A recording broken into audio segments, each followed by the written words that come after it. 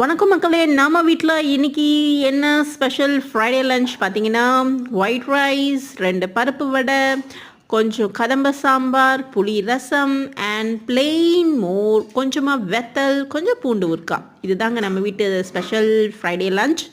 So இன்றைக்கி பார்த்தீங்கன்னா கதம்ப sambar பண்ணதால் fry எதுவும் பண்ணலாங்க ஸ்பெஷலாக.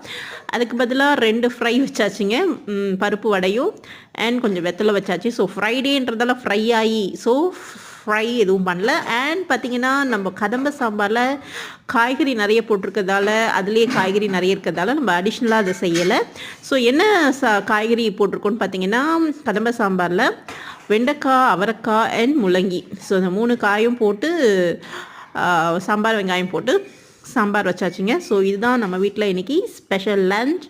ஸோ நெக்ஸ்ட் வீடியோவில் பார்க்கலாம். தேங்க்யூ மக்களே.